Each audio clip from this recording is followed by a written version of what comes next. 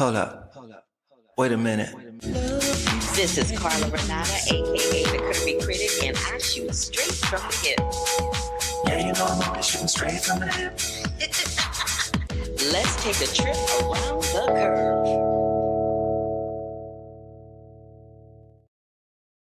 Hey everybody, it's good to see you. I am back after 2 weeks, like I said I would. And so listen. Have y'all seen that Earth, Wind, and Fire documentary? It is streaming on HBO right now. I'm going to talk about that. I'm going to talk about Juneteenth that's coming up. I'm going to talk about the DC Docs Festival, which wrapped up yesterday. I'm going to talk about some documentaries in line with Juneteenth. One is called Making Black America through Henry Louis Gates. The other one is called Juneteenth. I'm going to talk about the Tonys, Stop That Train, Scary Movie. And I'm also going to give you a little bit of insight into Toy Story 5, just a little bit because it's under embargo, so I can't say too much about it. We're going to talk about disclosure and all the things that are going on with that. And then I have some interviews with Colin Farrell, executive producer, and the other executive producers from his hit TV show on Apple TV Plus called Sugar, and the cast from Stop That Train, RuPaul's film. So before we get into it, let me tell y'all what I did last week. But before I even get into that, let me tell you this. So film criticism is huge. And this man right here is one of the ones who, along with Leonard Maltin, Roger Ebert, Gene Siskel, and a couple of other people. He was one of those people that I watched all the time. His name is Gene Shalit. He was the entertainment film critic for the Today Show for decades, and he passed away over the weekend. My boy was 100 years old, or 100 years young, I should say, which proves to go that, you know, he had a great life and lived it to the nth degree. Then I went over to the Pantages to see Hell's Kitchen, which is a great Alicia Keys musical. It won all kinds of Tonys, including one for my good girlfriend, Shoshana Bean, who also won the Tony last weekend. So the Tonys happened last weekend, and my friend Shoshana Bean won the Best Supporting Actress in a Musical Tony for her role in The Lost Boys. I was so excited for her. I boohooed like the biggest baby you ever want to see. And then I finished up my reporting of the Tribeca Film Festival. So I said before that I was going to talk about the Tribeca Film Festival, and I did. And this week I'm going to tell you some things about the DC Docs Festival, which ended yesterday. But let me tell you about this documentary that they did about Earth, Wind, and Fire. It's called Earth, Wind, and Fire: To Be Celestial versus the Weight of the Weight of the World. I know, that's a lot. Let me say it again. Earth, Wind, and Fire: To Be Celestial versus the Weight of the World. And it's streaming now on HBO Max. So I'm going to come back on camera and talk about it a little bit. This documentary, I had wanted to see it as part of Tribeca. It was the opening night film at Tribeca, and it debuted again at the DC Docs Festival, but I was finally able to see it. You know, with documentaries of this nature, they're always a little leery about providing links to them. So I didn't get a link, but I watched it when it came on HBO Max because I have a subscription. Instihoo, I watched it, and y'all, it was amazing. It took me right back to high school and my childhood with EWF. I never was able to see them on tour, but I saw them on tour through this documentary, which was really exciting. Before I tell you any more, let me just acknowledge a comment from Brandon. He says he's seeing Toy Story 5 this Thursday. He's hearing wonderful things about it. And it's wonderful things to be said about it. I can't say nothing about it because it's under embargo until tomorrow. I can tell you what it's about, but that's all I can say. But thank you, Brandon, for popping in. Appreciate you. All right. So this Earth, Wind, and Fire documentary, what we learn about Earth, Wind, and Fire is that the group is founded by Maurice White. He was the lead singer, and I can show you who he is in this picture here. So in this picture here, Maurice White is the one standing in the middle with the big silver belt, and it looks like a bronzish kind of brown goldish jacket. That's Maurice White. And then the guy over to your right of the screen in the red jumpsuit is Verdine White. That's Maurice's brother. And then the one over to the left, far left, in the pink vest and the pink pants is Philip Bailey. Oh my goodness, all these guys, they were the best. They were the best group ever. Okay, so let me finish talking about that. So we learned that Maurice is the one that started the documentary, started the group. He had some trauma happen when he was 5 years old. I don't want to tell you what that is because I want you to watch the documentary. But the things that were the most fascinating to me about this is that one of their popular songs is this song called Reasons. The reason that we're here. That song right there. Everybody thought that that was a love song, including me. Apparently, it is not a love song. It is a song about a one night stand. Just let that sink in for a minute. The popular hit song by Earth, Wind, and Fire called Reasons is about a one night stand. It is not a love song. I gagged out loud. And then I learned that George Faison choreographed one of their tours where they had the pyramids and everything, and that Doug Henning, who was a really popular magician at the time, choreographed them disappearing into pyramids, did this pyramid trick. And last but not least, I gagged when I found out that David Foster, a really young David Foster, collaborated with them to write that song, After the Love Is Gone, right? He wrote that song. I love that song. Carry on. I don't even know the words, but I know the melody. Anyway, he wrote that song, and I was very fascinated to know all of those things about the documentary. But the most powerful thing that I got is this quote that Maurice says, that we are the power in which the vehicle comes through. And that was his adage for creating the music of Earth, Wind, and Fire. We are the power in which the vehicle comes through. So if you have not had a chance to see it, check out Earth, Wind, and Fire, To Be Celestial versus The Weight of the World. It's a big title, y'all. So I had to take a pause before I got into it, because she is a lot. She's a lot to say. Okay, she's a lot to say. All right, now let's get into Juneteenth for a second. So Juneteenth is coming up. Now, for those of you that don't know what Juneteenth is, let me break it down for you babies, because we talk about Juneteenth every year. And full disclosure, until I moved to Los Angeles, I had never heard of Juneteenth, didn't know nothing about Juneteenth, and was like, I'm so confused. So let me tell you what Juneteenth is.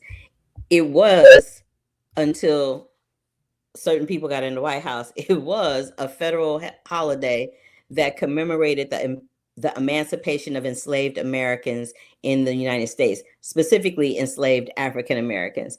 And it marks the date, June 19th, 1865, when the Union troops arrived in Galveston, Texas, to announce that the Civil War had ended and that all remaining enslaved people in the state were free. The announcement came more than 2 years after President Abraham Lincoln issued the Emancipation Proclamation. So that is what Juneteenth is. And if I would be not me if I didn't tell you to check out these two particular projects. This is a film called Juneteenth. It's a beautiful, beautiful film. It's excuse me, my mouth is a little tongue-tied. It stars Nicole Bahari, who's pictured there, and it came out during the pandemic, and it is a great film. So it's a narrative film that you should watch to commemorate Juneteenth. And then this documentary, Making Black America, was done in 2022. It was produced by Henry Louis Gates. It's a 4-part series that chronicles the extraordinary social, political, and economic networks built by Black Americans. So if you're going to celebrate Juneteenth, check your local listings and your local papers and your local digital outlets for what's happening in a city near you to celebrate Juneteenth, and check out Making Black America, and check out Miss Juneteenth. All right, let's get into the DC Docs Festival now that I've already talked about Tribeca. So the DC Docs Festival is a weekend long. It happens in DC every year around this time. And what I will tell you is, I saw a lot of the same films that I saw. Let me come back on camera. I saw a lot of the same films that I saw at Tribeca. A lot of them were the same, like the Earth, Wind, and Fire documentary played at DC Docs, and the Sarah Bareilles documentary played at DC Docs. And there was one other one that played that I saw that I told y'all about. But what I didn't tell you about was this film. It's called Fletcher Street. And it takes place in the heart of North Philadelphia, where violence and instability are a daily reality. The Fletcher Street Urban Riding Club offers something rare, a safe haven. It's founded by Ellis L. Dog and is now led by his son, Darren. And the club uses the power of horses to teach kids discipline, compassion, and self-worth. At the center are young riders like Azia and L. Dog's grandson and Najir. As gentrification and aggressive development is happening in the Philadelphia area, threatening the land that sustains the community, Fletcher Street is a moving portrait of love, mentorship, horses coming together to change lives one child at a time. This was a really beautiful story, and I just wanted to tell you all about it because I have a feeling we'll be seeing something else about it moving forward. And then another film that I saw is called Following. It's called The Custodian, my bad. And it follows Samu. He's a devoted Washington Commanders super fan who has spent more than 50 years building the country's largest private collection of team memorabilia. This documentary traces one man's efforts to secure a future for his unofficial museum. Now, Samu is now in his 60s and he lives in my hometown of St. Louis, and he's running out of time. And more importantly, my brother is running out of space. So again, you guys, that was the DC Docs Festival where I saw Fletcher Street. I saw Earth, Wind and Fire's, that long ass title, and The Custodian. I also want to make you guys aware of, I write for RogerEbert.com for a variety of different weeks. Sometimes I do reviews for them. Sometimes I do op-eds. This is an op-ed, and it is centered around the fact that Ava DuVernay's documentary 13, let me come back on camera, 13 is celebrating its 10th anniversary, the same year that America is celebrating 250 years, but yet enslaved people in this country were enslaved for over or almost 200 years. So it's not really our anniversary. And so I wrote an article that said, what did it say? 250 years later, and Blacks are still politically and racially enslaved. And I go into detail about how Clarence B. Jones's speech, who recently passed away. So Clarence B. Jones wrote the first 7 paragraphs of Martin Luther King's I Have a Dream speech. So I go into detail about how his writing this speech, the documentary 13th, and the anniversary of 13th, and the anniversary of America all coincide. And I wrote that for RogerEbert.com. So you can go over to that site to check it out. I'll put a direct link up to it before we get up out of here, but I wanted to make you aware of that now while we're on the subject of Juneteenth. All right.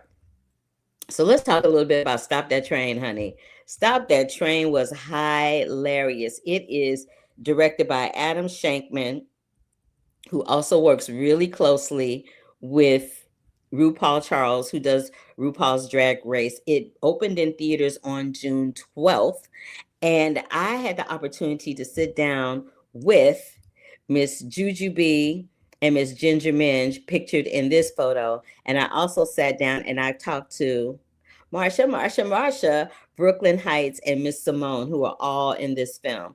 So without further ado, I think I will just, let them tell you more about the film. Now, let me come back on camera. Let me warn you ahead of time that this particular interview is done at Union Station in Los Angeles. So the audio isn't the best, and you can barely see me. I look like a chicklet. Just saying, I look like a chicklet, but you'll get the gist of it, and you can hear us really well, and we have a lot of fun. So take a look and a listen to this interview I did with the cast and director of Stop That Train, produced by RuPaul Charles. Here we go. Everybody, how y'all doing? Fantastic. How are you? I am fantabulous, especially after seeing Stop the Train. Baby, I hollered out loud at this dialogue. It was hilarious. And then about a quarter of the way in, I was like, oh, this is like a gay spoof on disaster movies. I was there for all of it. Having said that, what is your favorite disaster movie of all time? I'll kick it off. Mine is The Poseidon Adventure. I mean, Understood. Shelley Winters, stop. Understood. There. Fair. I love that. I love that moment of the Poseidon Adventure where Shelley Winters is doing the swim. That's hilarious to me. Mine is Earthquake. Ava Gardner. I love Earthquake. Maybe because I grew up going on the Earthquake ride at Universal Studios, which I love so much. But they always had the pre-show with all the sets, and they show you how they do the stunts and stuff. So I felt like I was part of that movie. So I would watch it on repeat and be like, oh, I've seen that. Oh, I experienced. I know how they did that. Tremors. Tremors? Tremors.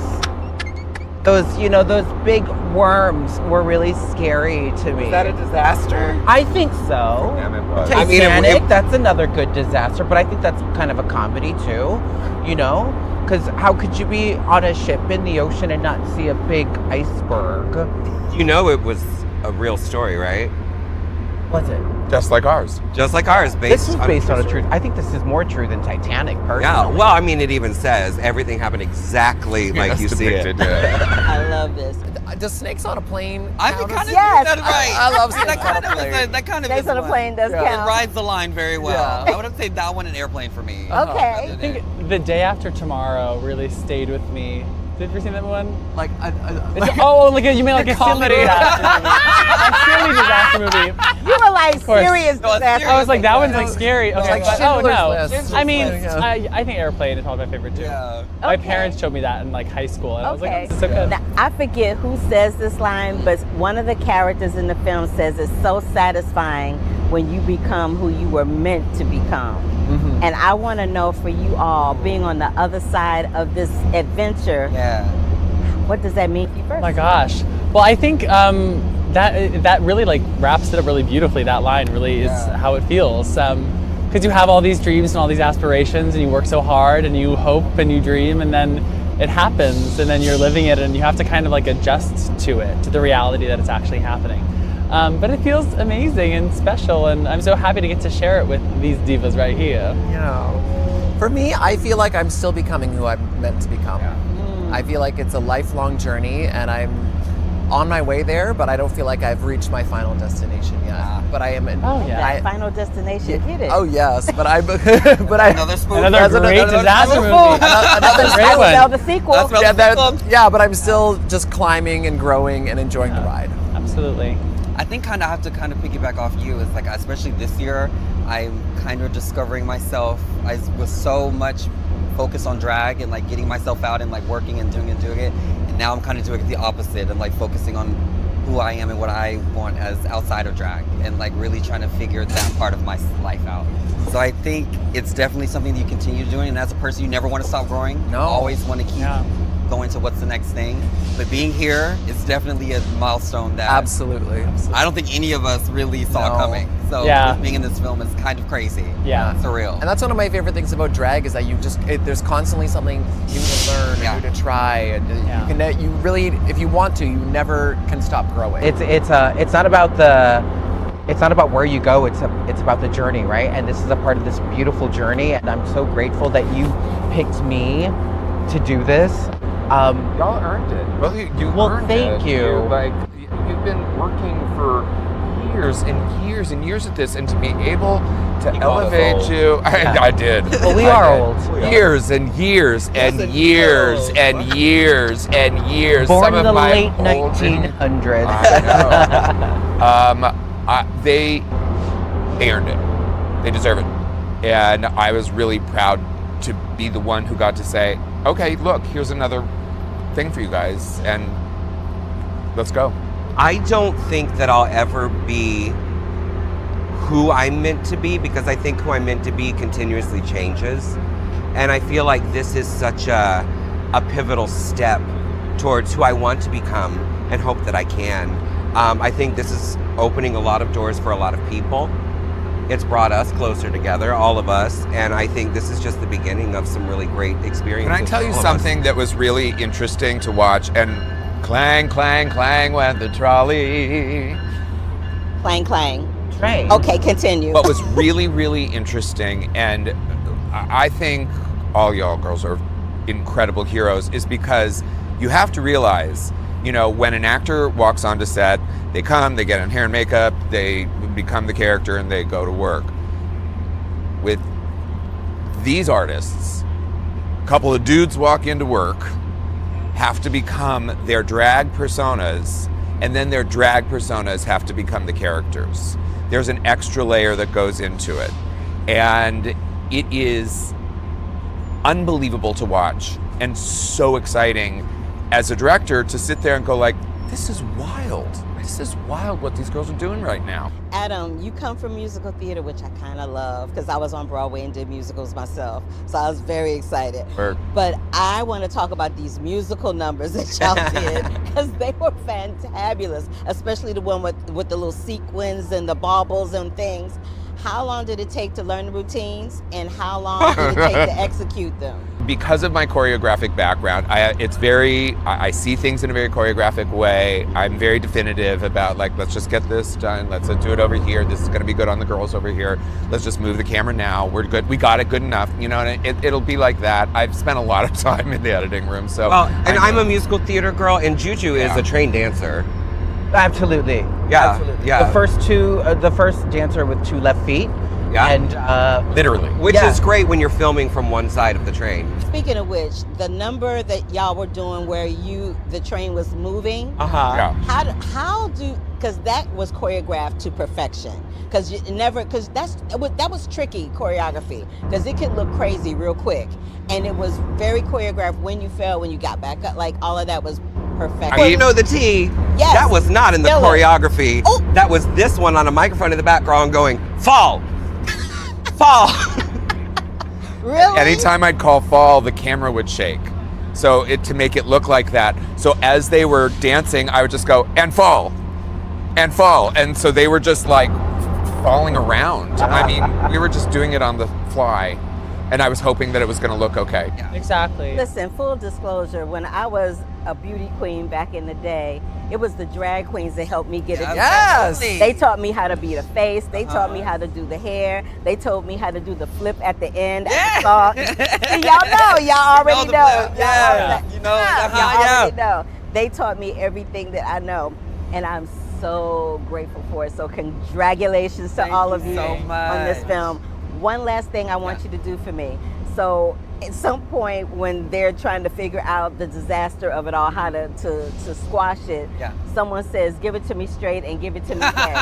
I want you to give me the tagline for this film. First give it to me straight and then give it to me gay. Bitch, this is hilarious!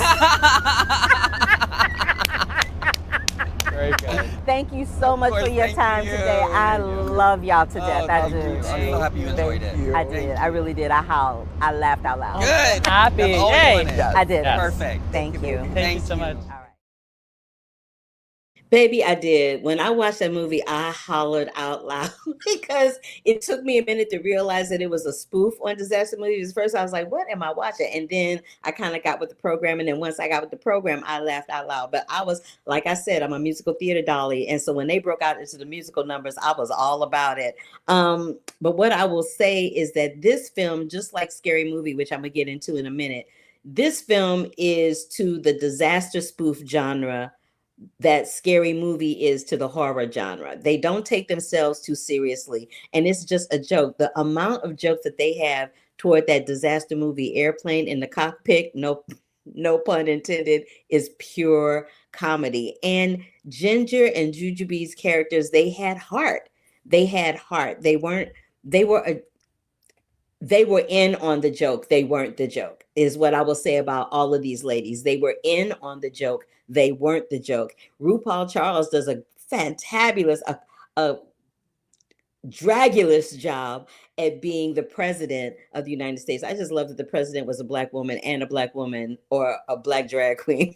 I was there for all of that. And I know that a lot of people, this was not their cup of tea, but it was my cup of tea. And I enjoyed talking to them and I enjoyed watching the movie. And the real deal is, y'all, there is so much BS going on right now that sometimes you just need a good little giggle. As silly as it may be, you just need to laugh. And I got my giggle on in spades when I watched Stop That Train. It is only in theaters and it has been there since June 12th. Please don't miss it. Now let's talk a little bit about Scary Movie. Scary Movie is this film franchise that has been around forever. And I'm going to say this. I'm just going to say it. I'm going to say it out loud because I know people are going to come for me and I don't really care.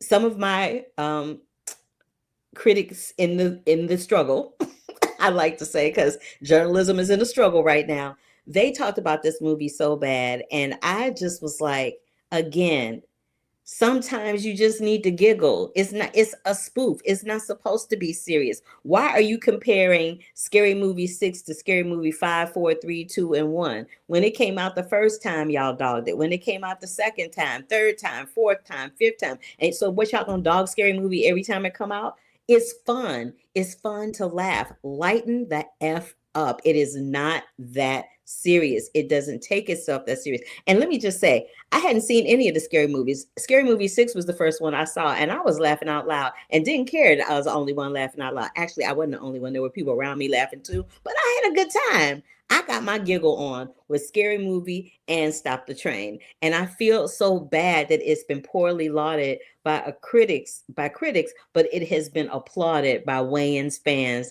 one of which is myself. So, it did send me down. I thought it was hilarious. And it did kind of send me down the rabbit hole to watch 1, 2, 3, 4, and 5 before I started talking about 6. So again, y'all, check out these films. Check out Scary Movie 6 and Stop That Train, both of which are in theaters right now. Now, I'm going to get into a little disclosure day. But before we get into it, we're going to say something about this chick right here. So this chippy right here, her name is Courtney Grace. She is in the last, I want to say 15 minutes to a half an hour of Disclosure Day. If you have not seen the film, this may be a spoiler for you. So, turn it off and come back later after you've seen the film. But Disclosure Day is Steven Spielberg's new film. It's produced by Universal Pictures, and it also dropped on Thursday. What I will tell you is that this young lady, her name is Courtney Grace. Who is Courtney Grace? She's played a TV news host in Tulsa King, Murdoch, Each in the Family, and Sydney Sweeney's film about famed boxer Christie. Courtney Grace is a real one. Her acting training is really nuanced and it's very simple. She doesn't even look like she's acting, which to me, her and Emily Blunt were the ones that made this film for me. They made the film for me. And so what happens with Courtney is at the end of the movie, she's giving us the skinny about what's happening as we're seeing it play out loud in real time on our screens. And now I'm gonna go back to Miss Emily Blunt. Oh, let me tell y'all what the movie's about first. So Disclosure Day is about this whistleblower played by Josh O'Connor and a meteorologist played by Emily Blunt who become entangled in a conspiracy involving government cover-ups and alien contact. That is the gist of the film. We see Steven Spielberg return to his sci-fi roots. Now, the film that made the sci-fi film that made Steven Spielberg a mega director, of course, is E.T. The film that made Steven Spielberg a director to look out for and made his career was Jaws. So we done celebrated the anniversaries of E.T. and Jaws, and now my man is back with Disclosure Day. And it's a wild ride. It's about 2.5 hours long, but I didn't feel it. I was totally engaged. And let me tell y'all something. I will nod off in a movie in a minute if I'm bored. I'm sorry, but I'm not sorry. I will fall asleep. My eyes was wide open because I was like, what the hell is going on? I need to know. But what I will say is that Emily Blunt is giving the performance of her career in this film. Her acting is nuanced with such a specificity that it is an earmark of some of our great actresses of this time. Josh O'Connor is doing the daggum thing. He's playing the whistleblower who works for the government and is working with Emily Blunt's character to just tell it all. And then we find out that all along they knew the two of them are connected in a way that we don't see coming. And this is a picture from that moment. I'm not going to tell you what the moment is because you need to know. But this is what I found out in the course of watching this movie and preparing to talk to y'all about it today. I found out that there are nearly 8.3 billion people that inhabit the earth. Think about that.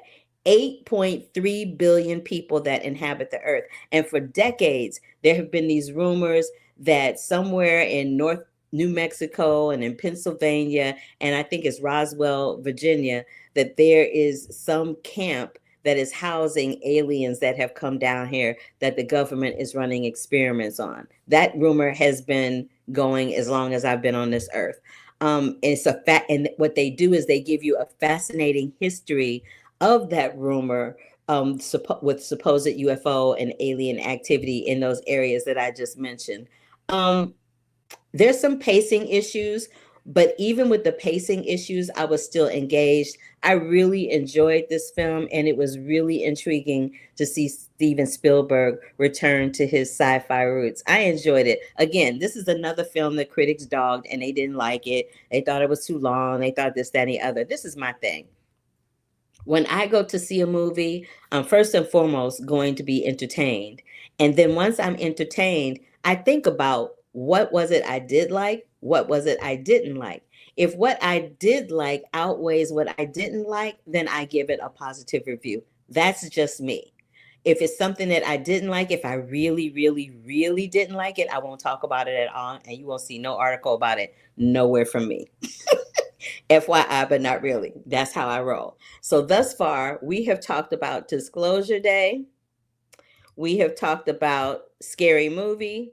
We've talked about Stop That Train. I recapped the DC Docs Festival, and I talked a little bit about the Earth, Wind, and Fire documentary and some documentaries that I saw at Tribeca. And then I told y'all about this article that I have that is online right now for RogerEbert.com. Now, having said that, before I get into these Apple TV Sugar interviews, I'm going to talk a little bit about Toy Story. So I went to the premiere last week. I went to the premiere at the Dolby Theater, and I was so excited. Why was I excited, you ask? Because Taylor Swift showed up, and Taylor Swift sang her little song from the movie that she wrote, and Randy Newman, who also returned to this iteration of Toy Story to compose the music for this film, he played You Got a Friend in Me. He played that, and him and Taylor sang it together.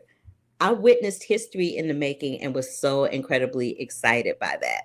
What I can tell you about Toy Story 5 is this. It's filed under embargo until tomorrow. So there's that. So you'll have to look at my site for the review on Rotten Tomatoes. It stars Tom Hanks, Tim Allen, Joan Cusack, Jessie, Greta Lee, who plays Lily Pad.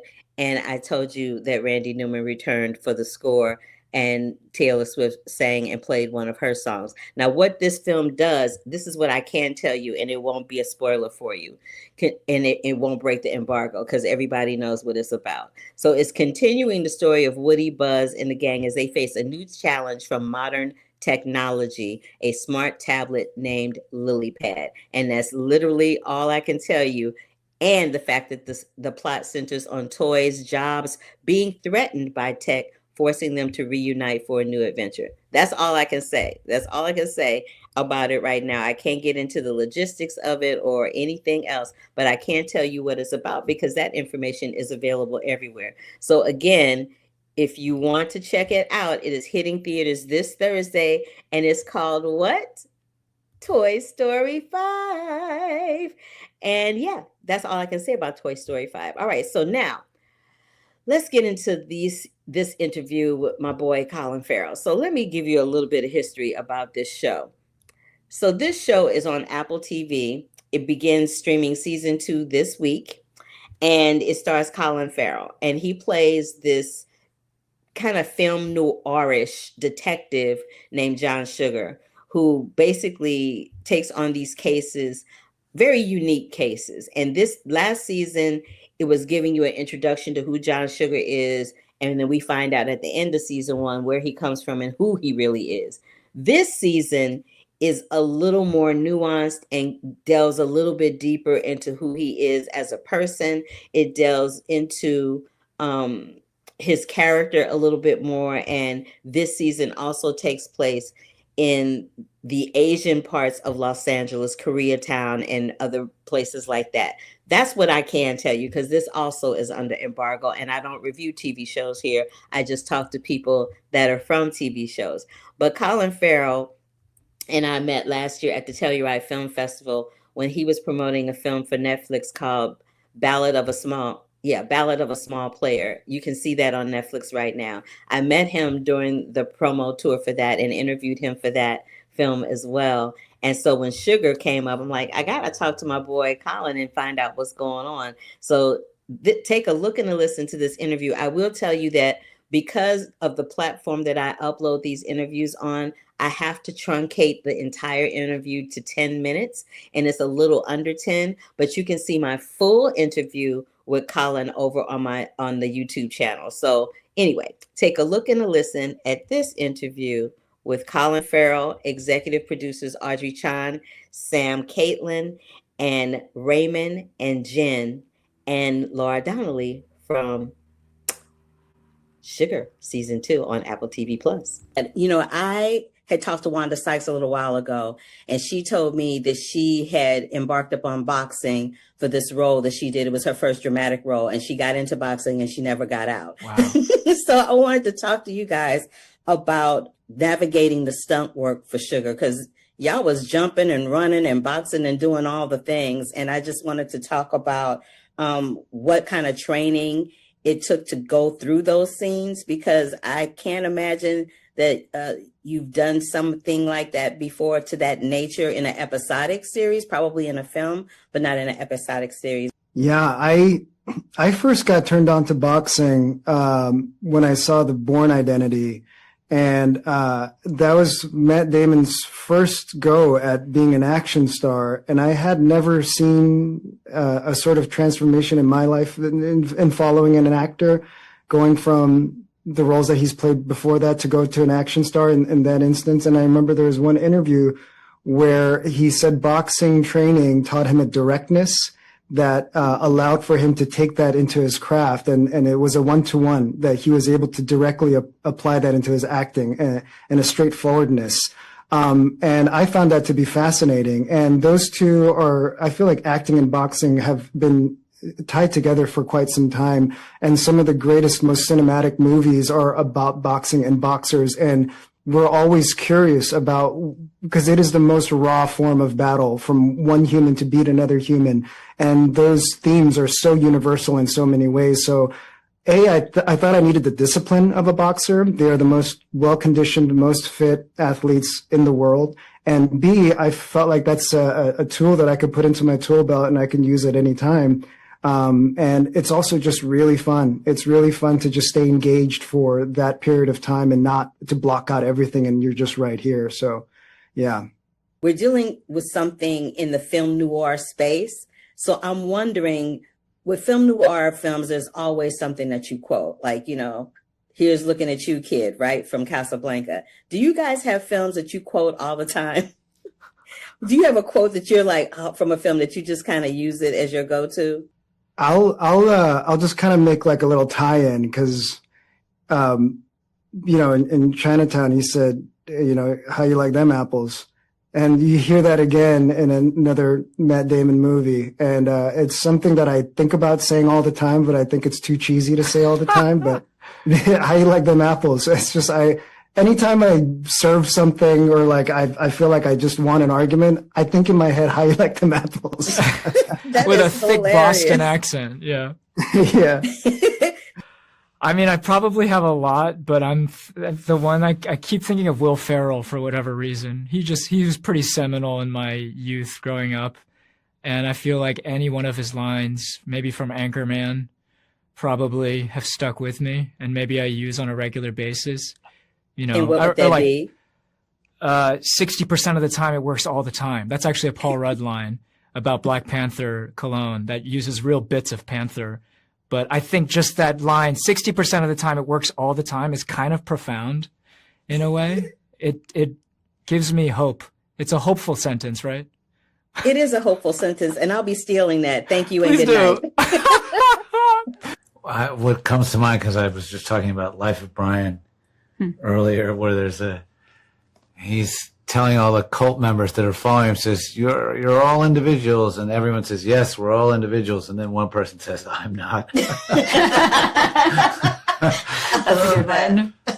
just came to mind. But I mean, yeah, there's so many. There's a beautiful moment in Lord of the Rings where Gandalf talks about because Frodo says that he wishes that the ring had never come to him, and he says that so do all who see such times. But he's talking about the idea that you will wish that you didn't have the challenges put in front of you, but that is the entire point of being here and moving forward. I mean, we're going to need a bigger boat, of course. It's like, that's just, I mean, it's not a very particular one, but no quotes that I use. No. I can say that this season, I'm actually the child of immigrants too, and I'm Korean American, and it was really, it was just great to see a Korean American story being told. And I'm not sure that there are lessons learned, but I think that because I've grown up here and it's been so many years, I forget how hard it is for immigrants when they first come over. And you get to reflect on that and see there's hundreds of thousands, if not millions of people here in that experience, having to acclimate and figure out their place in the world while our country is, where it is right now. So it's just kind of an interesting reflection I had for myself. So when Sugar meets you and you tell him your name is Charlotte, he says like the web, you say like the spider. Yeah. Do you consider yourself a web that someone gets caught up in, or a spider who can fend for themselves? I think she's a bit, I think she's right. She's a bit of the spider. I don't think that she is in any way, laying any traps. I think that she is, she's more honest. She's the spider. The web is the dishonesty, isn't it? And do you think that you and Sugar are drawn together because of your loneliness? 100%. I think that's exactly it. Yeah. I think that, she travels a lot for work. She's in and out of these hotels. She loves what she does. She chooses her life and she loves it. But it still does mean that there's isolation involved in that. And I think we all need some human connection and to be seen by someone else. And I think that that's what sparks that off for them first. Yeah.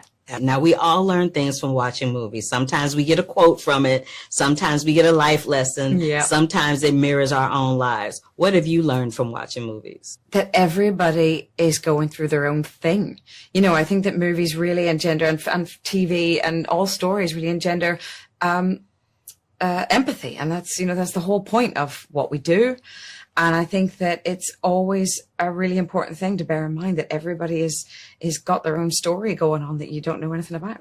Okay. Sugar is very kind and compassionate and beautiful, and he has a childlike innocence to him, which is very much like you, as far as I'm concerned. You're very similar to him. Do you feel tethered to him in that way? He's not that idiosyncratic. He's not that loud. He's not that funny. He's kind of very, very calm, which comes to pass that in a world of chaos and violence and ugliness and deceit, that's okay. That calm and decent can be really interesting if it comes from deep waters, which it does with him, because he's deeply feeling, deeply empathetic, all that stuff. So for me, it's honestly such a tasty character to play. And you inhabit him well. And the reason I brought that up is because there's this scene with you and this mom where she is grieving, she's going through it. Yeah. And Sugar literally is like, let me take care of you. Let me just wash these dishes. That's all he can do, yeah. Do you know what I mean? Yeah, it's all he that can was do. a very moving moment for me, because it was that moment where his world and the human world kind of meld as one. You know what I mean? And it's that thing, I mean, my friend Brendan Gleeson once was talking about, Brendan was talking about grief and how to be there and how to support people in grief, if I remember correctly. But ultimately I remember him saying, sometimes the best support is you stand by the person. You don't have to say anything. You just stand there and you bear witness and they know you're there, and that kind of thing. And so in a way, that was what Brendan was talking about in that moment. There's no words to say. He said the I'm sorry, he said this and that, and what can I do for you? And she's beyond broken. She couldn't even think of what she needs.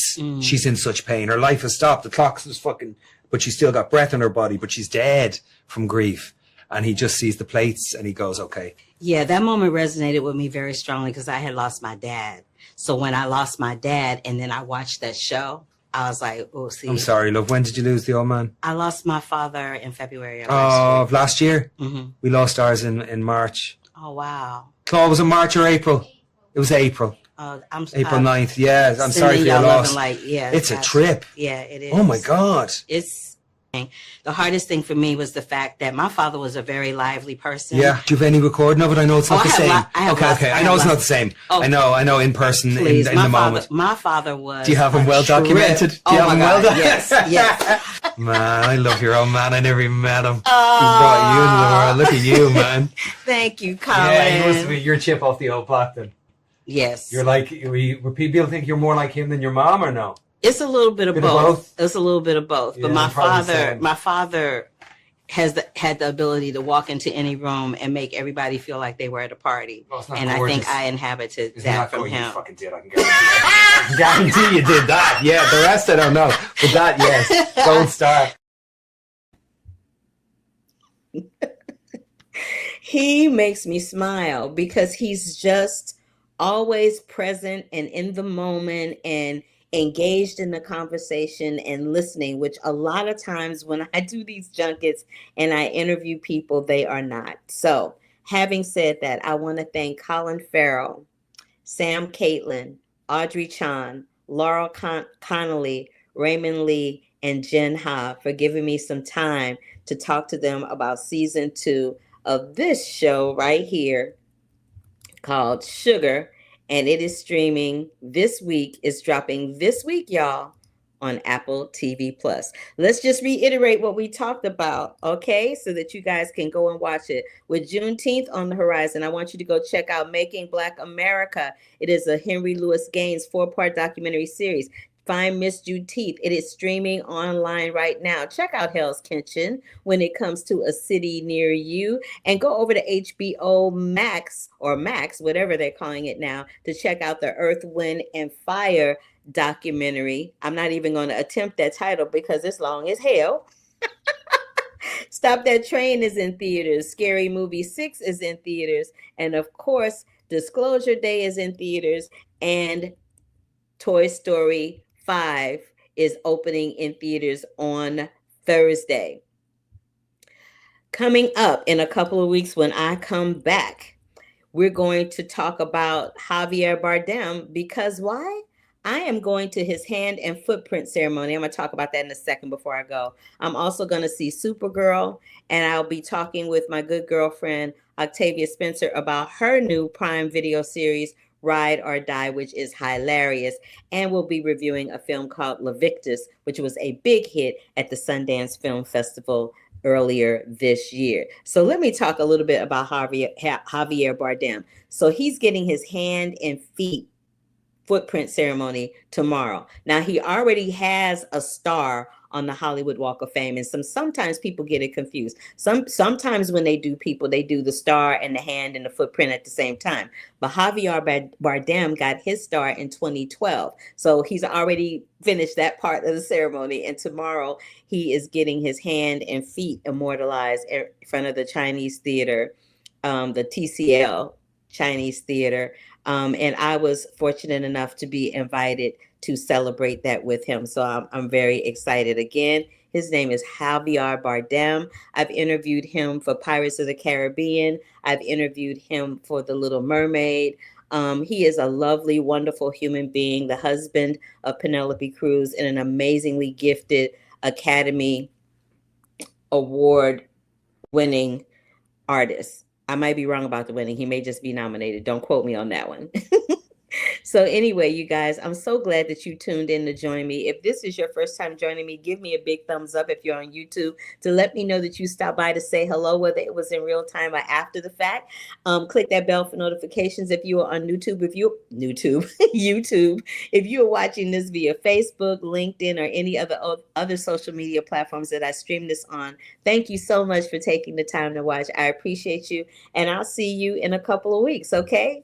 Oh, and just as a side note, I will be doing this every couple of weeks from now on, as I said I would, because the films are kind of dribbling out a little slower than usual, and it leaves me with not a whole lot to tell y'all when I come in every week. So we're going to do it every 2 weeks until I hit the 500th episode.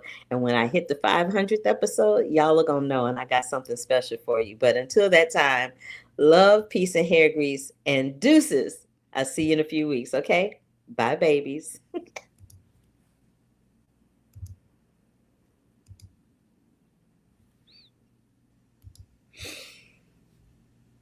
Hold up. Wait a minute.